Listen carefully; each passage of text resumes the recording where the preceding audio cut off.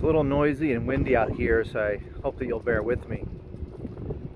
But I just had the opportunity and the privilege to lay a dear friend and servant of the Lord to rest today. And as she lies in the grave, I know that she really is not put in the earth, but she is with Christ. As Jesus was dying on the cross, there were actually two criminals that were put, one to each side of him. And at the beginning, they mocked him, and they said things like, "If you're really the Lord, take yourself down from this cross." And they said things that showed that they didn't recognize the difference in their situations. But at some point, one of the thieves realizes that he is a sinner and Jesus is not. He turns to the other fellow on the cross and he says, "How can you do this? Don't you realize that we're here because we have done wrong? And yet this man is here though he's done nothing wrong."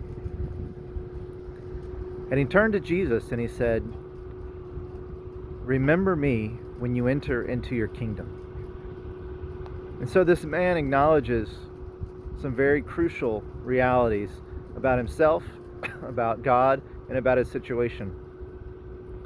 First of all, he realizes that he is a sinner, that he deserves the death that he's getting. Secondly, he realizes that Jesus is not a sinner, and Jesus does not deserve the death that he's getting. Next, he recognizes his need for mercy and grace. He cannot provide a future for himself on his own. And finally, he recognizes that Jesus is Lord. He is King. He has a kingdom that is coming, and Jesus can forgive him. Jesus can offer him a hope and a future where he has none on his own. You know, Jesus went to the cross specifically to save sinners. It's because we have sinned that Jesus died. Whenever a debt is owed, there always needs to be a payment. You think about, we're talking as a society about forgiving student loan debt, about forgiving mortgage debt, about forgiving all kinds of debts that are held by people in our society. And the recognition is that if those debts are to be forgiven, then somebody or some entity will need to pay them. It cannot simply be erased. If they're not paid for by the debt holder and they're not paid for by the government, then they would be paid for by the business or the individuals who made the loans in the first place. Debts always need to be paid. And in fact, when we hurt one another and sin against one another and we forgive each other, what we're saying is that I'm not going to make you bear the burden for what you've done. I'm going to bear it in myself. In the same way, Jesus was bearing the burden. Even though he had done no sin, the man next to him had.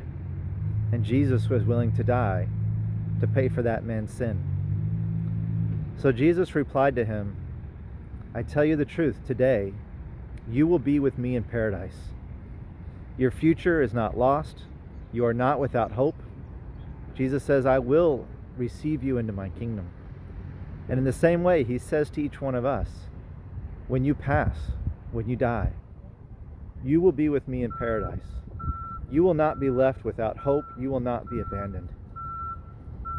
And so as I reflect today, of all days, on death and eternity and on our future resurrection with Jesus, I'm given great encouragement and hope that the God of the universe loved us enough to pay the price that he did not need to pay so that we would not have to pay the price that we had earned.